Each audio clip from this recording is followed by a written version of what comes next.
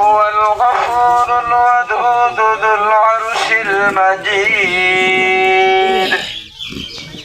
فعال لما আসসালামু আলাইকুম ওয়া রাহমাতুল্লাহ।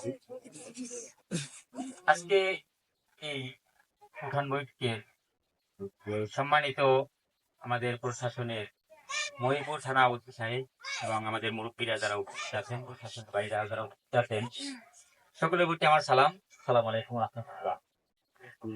আসলে আমাদের ভিতরে যে সমস্যাটা বিরাজ করছে, এটা অত্যন্ত দুঃখজনক, অত্যন্ত ন্যক্কারজনক।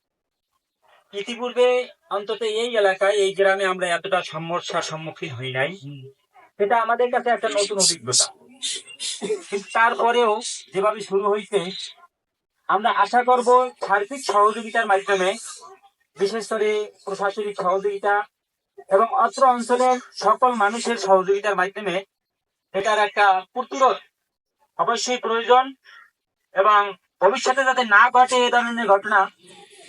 আর যেটা হয়েছে এটার ব্যাপারেও যদি তদন্ত সাপেক্ষ হোক বা যেভাবে হোক, যদি কঠোর ব্যবস্থা নেওয়া হয়, যদি একটা আমরা কোনো রকম ধরতে পারি, গোয়েন্দা সংস্থার মাধ্যমে হোক বা আমাদের এলাকায় যারা আছে তারাও অনেকটা সন্দেহজনক ভাবে আমরা অনেকটা উপলব্ধি করতে চেষ্টা করি, তারপরেও যদি আমাদের সন্দেহ ঠিক হবে না, কিন্তু গোয়েন্দা সংস্থার মাধ্যমে হোক যেভাবে হোক, যে কোন রকম যদি একটা সূত্র আমরা পাইতে পারি, সেই সূত্র ধরে যদি একটা দৃষ্টান্তমূলক শাস্তি আমরা দেখি এলাকায়, তাহলে নিঃসন্দেহে এটা বন্ধ হবে এবং আমরা শান্তিপূর্ণভাবে বসবাস করার আশা যেটা করি সেইটা হয়তো প্রতিষ্ঠিত হবে।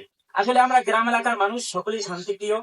আমাদের ভিতরে হানাহানি রাজনৈতিক প্রভাব খুব একটা কম আছে, কিন্তু বর্তমানে এই যে সুযোগ গ্রহণকারী যে গ্রুপটা, এই গ্রুপটা চিহ্নিত করা অত্যন্ত জরুরি।